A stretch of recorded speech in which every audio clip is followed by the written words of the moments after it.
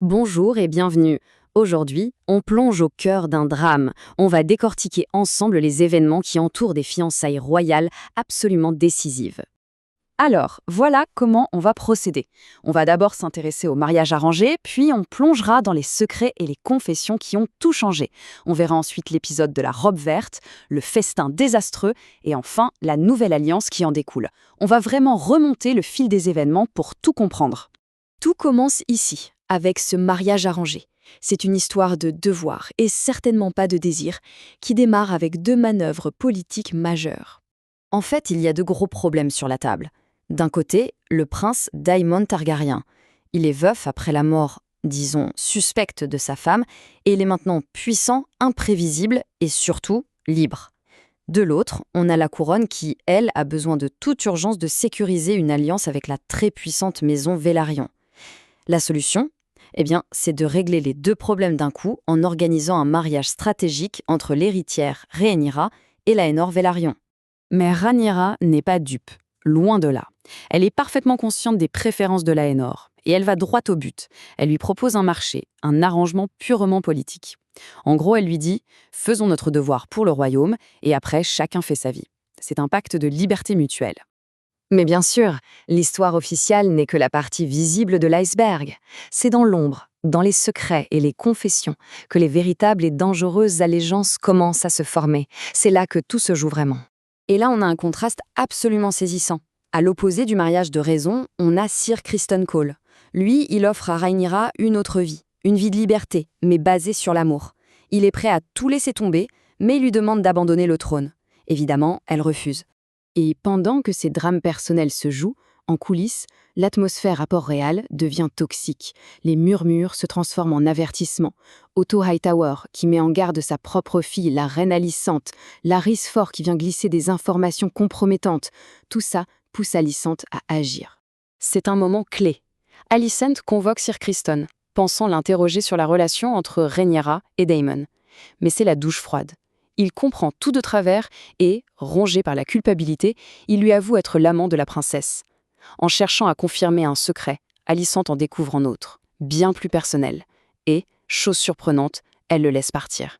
Et c'est là que tout bascule. Tous ces conflits privés, toutes ces tensions accumulées ne pouvaient pas rester secrètes éternellement. Et comment tout ça éclate au grand jour ? Eh bien, par le biais d'une simple robe verte. Il faut bien comprendre le symbole. Le vert, pour la maison Hightower, ce n'est pas une couleur anodine. C'est leur couleur de ralliement, celle qu'ils utilisent pour appeler aux armes. Alors imaginez la scène, le roi fait son discours, et voilà que la reine Alicente fait une entrée théâtrale, en retard, vêtue de ce vert éclatant. Ce n'est pas un oubli, c'est une provocation. Et le message est reçu 5 sur 5. Son oncle, Lord Robert Hightower, comprend immédiatement. Par ce simple geste, Alicente cesse d'être une pièce passive sur l'échiquier. Elle devient une joueuse à part entière et elle signale à sa maison qu'il est temps de se préparer au conflit. À partir de là, ce qui devait être une célébration se transforme en véritable cocotte-minute. Le festin va virer au désastre, mais d'une manière absolument spectaculaire. Et ça part dans tous les sens. On a Sir Gyrol Royce qui accuse Daemon de meurtre en public. Daemon, lui, l'ignore royalement et préfère courtiser Laena Velaryon. De son côté, Joffrey Lonbec, l'amant de Laenor, devine tout de suite ce qui se passe entre Criston et Rhaenyra. Et pour couronner le tout, Daemon vient provoquer Rhaenyra, l'ambiance est électrique. Mais c'est la confrontation entre Joffrey et Criston qui va mettre le feu aux poudres. Joffrey, un peu naïvement, lui propose un pacte. Protégeons nos secrets mutuels. Sauf que Criston, qui est déjà au bord du gouffre, submergé par la honte, prend ça pour du chantage. C'est la goutte d'eau. Il perd complètement la tête, il explose et le bat à mort, là au milieu de tout le monde. Fin de la fête. Après ce bain de sang, c'est le chaos total. Et de ce chaos vont naître deux nouvelles alliances, très différentes, toutes deux forgées sur les ruines de cette soirée désastreuse. Pour tenter de sauver les apparences, on marie Rhaenyra et Laenor à la va-vite. Pas de célébration, pas de joie, juste une petite cérémonie sombre et sinistre, pendant que le roi Viserys, à bout de force, s'effondre. Quelle ambiance! Et au même moment, une autre alliance se noue, beaucoup plus discrète, mais ô combien plus forte. Sir Criston, désespéré, est sur le point de se suicider quand la reine Alicente intervient.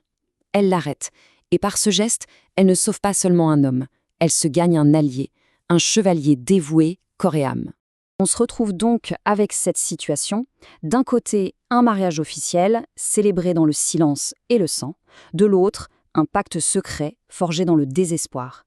La grande question, c'est laquelle de ces deux unions se révélera être la plus forte? Ce qui nous amène à la question finale, la plus importante. La guerre des reines a-t-elle commencé? Tout porte à croire que la robe verte d'Alicent n'était pas un simple choix vestimentaire, mais bel et bien le premier acte d'une guerre qui s'annonce terrible.